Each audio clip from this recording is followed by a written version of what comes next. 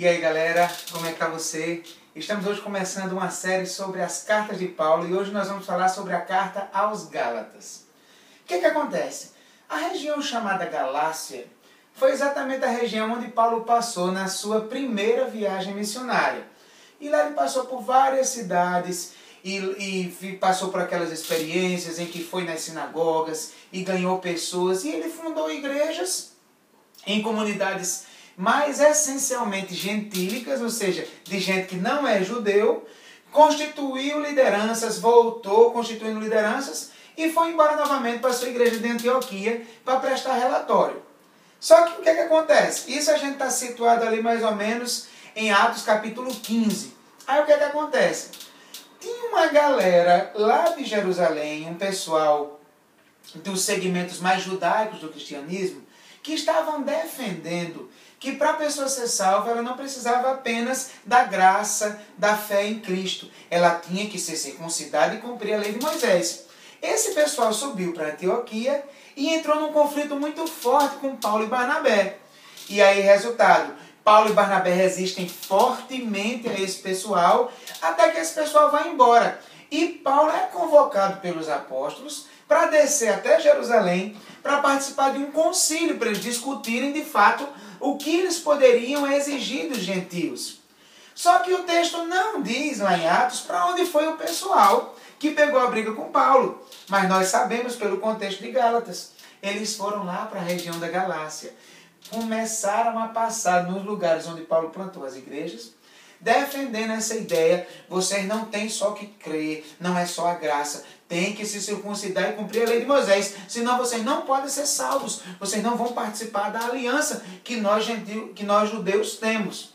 Aí, resultado, eles vão plantar nas igrejas, e isso Paulo está lá se preparando para viajar com Barnabé, e não se sabe ao certo se ele ainda estava em Antioquia, ou se ele já estava no caminho, mas chegou ao conhecimento dele que isso estava acontecendo nas igrejas da Galácia. E aí Paulo pensa: poxa vida, meus filhos na fé estão se desviando, o que é que eu vou fazer? Eu vou até lá, mas eu não posso ir até lá agora, porque eu tenho que ir para Jerusalém. Nós temos que decidir essa questão. Aí Paulo tem uma ideia. Ao invés de ir lá, eu vou escrever uma carta. E aí Paulo escreve a sua carta justamente para esses cristãos, e ele começa dizendo: olha, me admira ao ver o quão rapidamente vocês estão mudando do evangelho que eu ensinei para um outro evangelho, que na verdade não é o evangelho de Cristo. Então em Gálatas você vai ver Paulo explicando: gente, a lei não é mais isso, a lei não tem esse domínio opressor sobre nós, a lei não salva porque na verdade ela nunca pode salvar. Basicamente, se a gente for fazer um resumo da visão que Paulo tem sobre a lei em Gálatas, ele vai explicar que a lei, ele inclusive vai usar essas palavras, é um aio que conduz a Cristo. O que era esse aio? A palavra que ele usa lá no original, a palavra pedagogos, que deu origem à palavra que a gente usa hoje, pedagogo.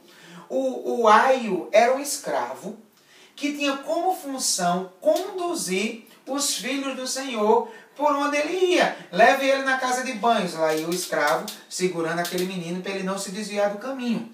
Leve ele na casa do professor, e aí o escravo pegava o menino, levava até a casa do professor. O objetivo era segurar o menino no caminho, mas era apenas o caminho, não era o fim.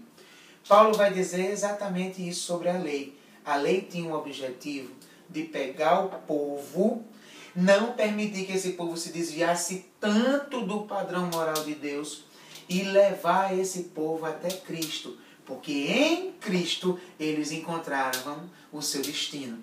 A lei era o caminho, Cristo era o fim. Por isso que ele vai apontar: Cristo é o fim de toda a lei. Então, basicamente, Gálatas nos traz essa memória: Cristo é o centro, a lei é um meio. Portanto, precisamos viver dependendo da graça de Cristo e não da lei para ser salvos. Até nosso próximo programa, na próxima carta de Paulo.